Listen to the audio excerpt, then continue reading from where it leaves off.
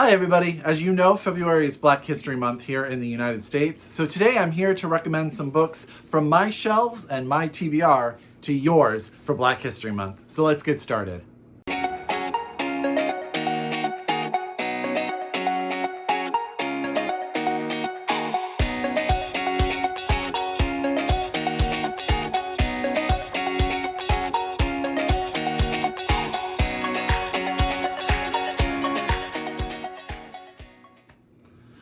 Hi everybody and welcome back to my channel. It's Russell with Ink and Paper Blog. How are you doing today? I hope you guys are doing very, very well. I hope you guys are having a fantastic start to your February.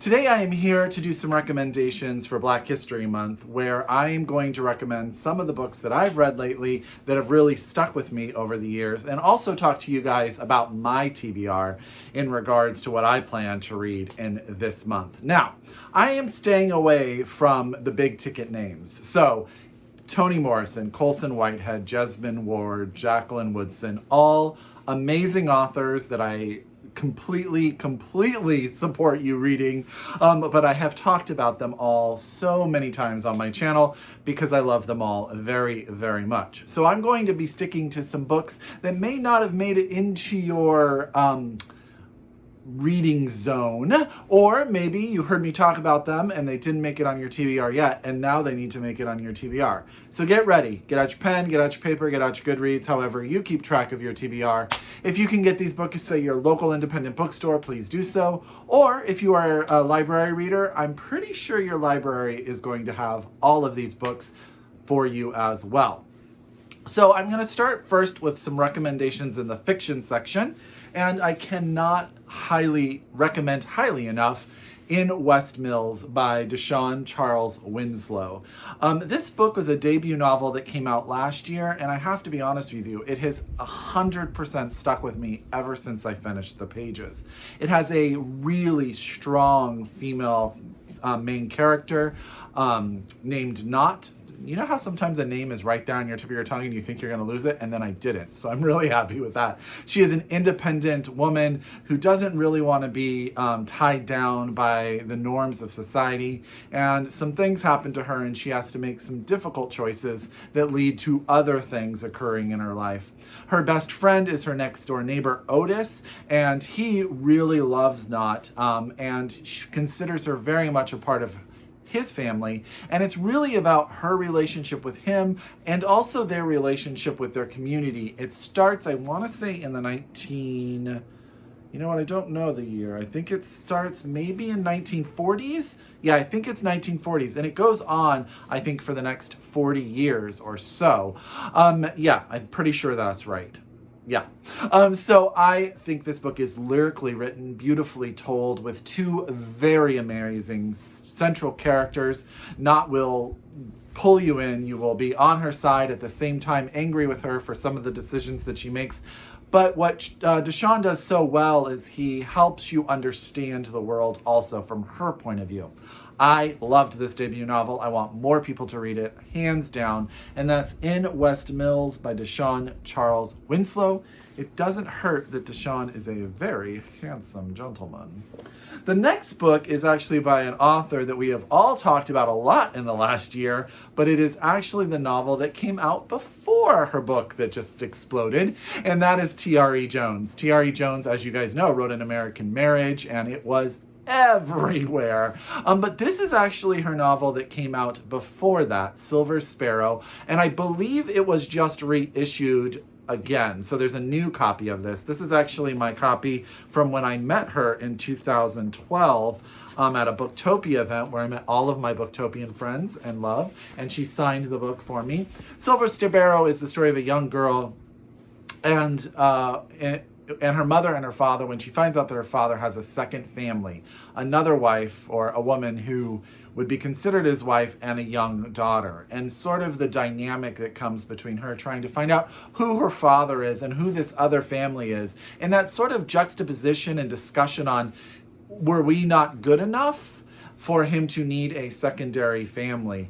And it turns out that she winds up going out of her way to befriend and get to know her sister and all of that dynamic. I really, really liked this book, and it put Tayari Jones on my radar. I actually bought everything that she had written when I read this, and I am so happy for her success with An American Marriage, which is really just, it won the Women's Prize. She's now back, I think she's back living in Atlanta, and she's teaching, and she is just an amazing, absolutely lovely human being. So this is Silver Sparrow by Tayari Jones, but if you didn't happen to get to American Marriage in the last year or so, you might as well start there as well. The next book that could not be left off this list was my favorite book of 2019, and that's The Revisionaries by Margaret Wilkerson Sexton. I always want to switch her two last names. For some reason, I want her to be a W. I don't know. This is the story told in two parts by two different women from the same family in two different generations. We have Ava, who is in 2017, dealing with her life has gotten very rough. She is a mixed-race woman who winds up moving in with her white grandmother. There's a lot of racial tension in that relationship, and there's also just a lot of her trying to do the best for her son, but there's a connection to her past. The other story is her grandmother, Josephine. Let me make sure that's right. And that is actually told in two parts. Josephine, as she is a young girl escaping a plantation with her parents, and then also Josephine later in the 1920s when her family owns a bunch of land which she rents out to different people to work, and a white neighbor moves in with her husband down the street, and what happens when that occurs. There's a bit of sort of a magical realism aspect as these women sort of touch each other through time, and really they are foundational to where Josephine wants to go as a mother and the grandmother of future generations, and how Ava wants to see her past and also be a mother to her son. I adored this book. If you guys don't know, I raved and raved and raved about it, and I really hope that you have already read it, but if you haven't, now's the time. Now's the time. So this is The Revisionaries by Margaret Wilkerson Sexton. Okay, we're going to go a little bit Jamaica. Then we're going to talk about a Tall History of Sugar by Curdella Forbes. I'm going to hold that up for you. This is a Jamaican author who lives in Maryland, I think now. Hold on, let me make sure.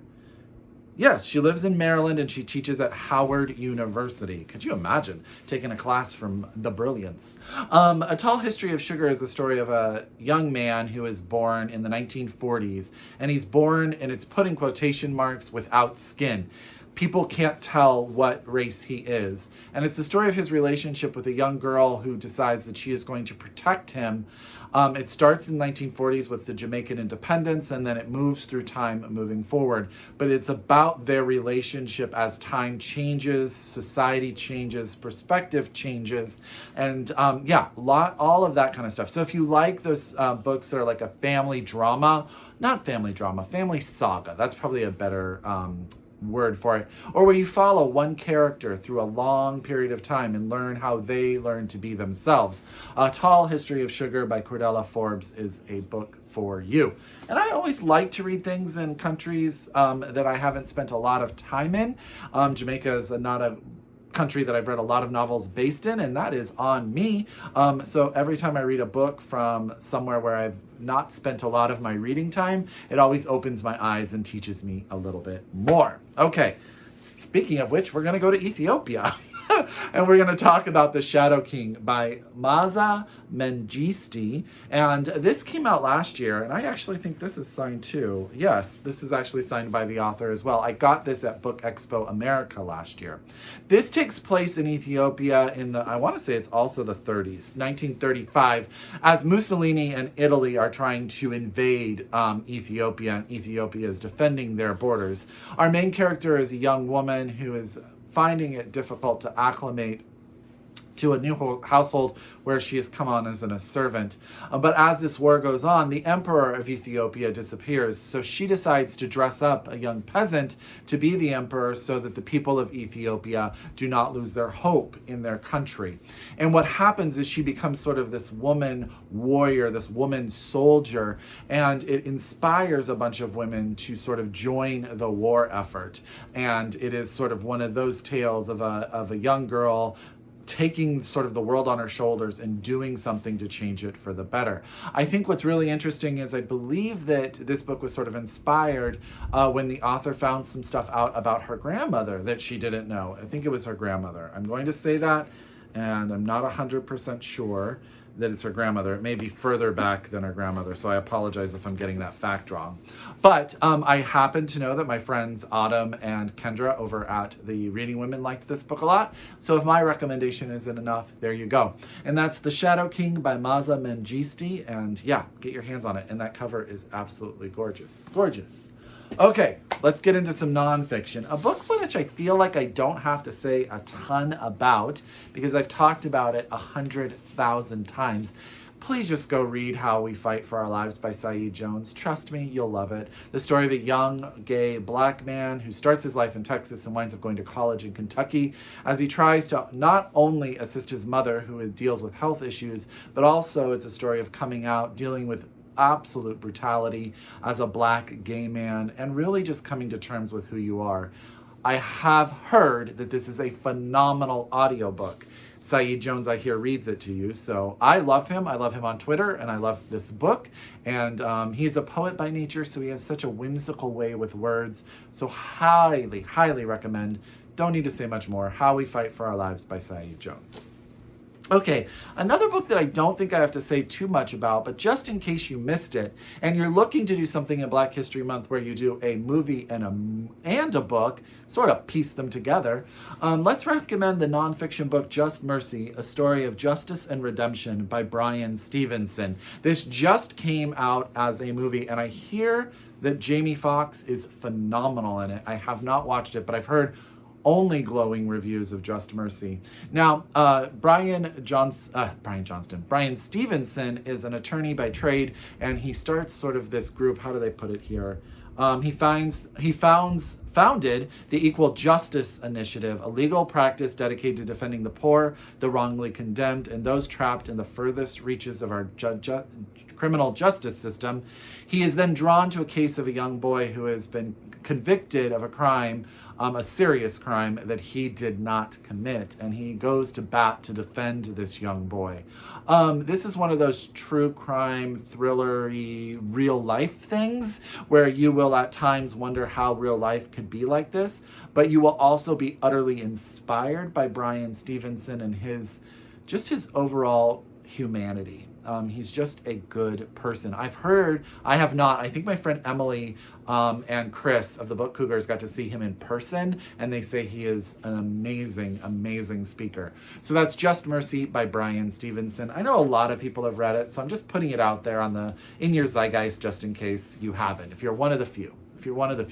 And then another book that was really talked about last year, but I sometimes feel like memoir and nonfiction doesn't always get all the attention that it needs, and that is The Yellow House by Sarah M. Broom. It wound up winning the National Book Award for nonfiction last year, and I believe she is winning the National Book Circle Award for Best First Book.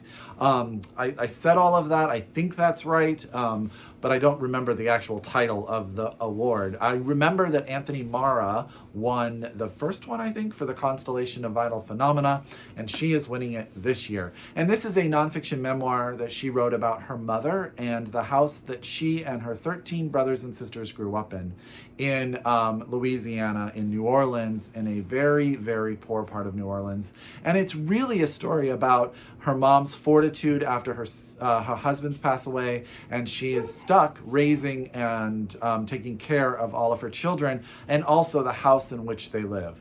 So that's The Yellow House by Sarah M. Broom. This is out now. If you guys have not read it, you absolutely should. Okay, so I'm going to sneak in 3 books that I'm actually planning to try to read this month. All of them are out, so you can join me. You can join me. The first one is The Street by Anne Petrie, and I talked about this actually in my last book haul video. I got this at a used bookstore in Eugene, and my niece actually picked out this copy. As I said in that video, I should have looked because the print is ridiculous. There's no way I can read it. However, they just reissued this book with a new introduction by Tayari Jones. So you guys can go get that one. It is stunning. The cover is stunning. The Street is the story of a young mother, a single mother living in Harlem, and sort of what she has to do and what she needs to sort of the way she has to approach life in the part of New York where she lives. And it's really about how she just stands up to the world to raise her son. I've heard nothing but absolute rave reviews about this. When I posted in my book haul video, people all across the board told me that it was fantastic. So it's actually probably coming up very soon. So that's The Street by Anne Petrie. This is my version. There is another new version you can get your hands on right now. A book that I don't think I have to talk too much about that I've just been meaning to read, it's been on my shelf ever since it came out, is Ta-Nehisi Coates' The Water Dancer. I really want to read this. This is a story about a young black boy, a slave, whose mother dies by drowning in a river, and it gives him sort of this mystical power, or his mystical power sort of comes to being, and he decides he is going to flee from the plantation he is on. I don't want to know much more about it. I actually really want to read it because then I know that this was an Oprah Book Club book, and on the new Apple TV, she does a whole interview with him about this book, and I've been dying to watch it. And I don't know why I haven't yet. I don't know why I haven't. I just need to. So I'm super excited to get to Ta-Nehisi Coates' The Water Dancer. It is out now, and it's got this great texture. This is just a great cover. I've read a bunch of Ta-Nehisi Coates' nonfiction, and I think he is a brilliant mind and a brilliant writer. The last book on my list is Ville by Jeffrey Colvin, and this is out now also. This is an advanced reading copy, but this is the story of a community of freed slaves who move outside and create a small town in Nova Scotia where they settle down and create a community. And it's a family saga about 3 generations of the same family. What it says here is, in the waning years of the 18th century, it's the backdrop for this rich and unforgettable debut. It chronicles 3 generations of the Sabolt family, Kath Ella, her son Omar Etney, and her grandson Warner, as their lives unfold against the tumultuous events of the 20th century. So I don't know much more about it. I was fascinated about it when I heard about it, and that was a lot of about it's in a very short sentence. So I'm really excited actually to read this. This has been sitting there staring at me on my shelf. So that's Ville by Jeffrey Colvin, and this is out now. And this is based on true communities that arose at the turn of the 18th century. So that's really, really cool. I'm going to hold that one to put it on it. But I was going to try to put these all up here and try to be all impressive, but there's just too many of them. So what are you guys planning to read this month? Which books do you recommend as readers when people come to you for Black History Month and they say, what do you think I should read? Tell me your recommendations down below. Maybe I haven't read them. Maybe I need to get them on my TBR as soon as possible. Tell me all about it. As always, if you are a return subscriber, I thank you so very, very much. If you are new to my channel, I hope that this video makes you come back for more. I love talking about books and celebrating the people that write them and read them and love them. As always, I encourage you to shop locally, read globally, and until next time, I wish you happy reading. Bye!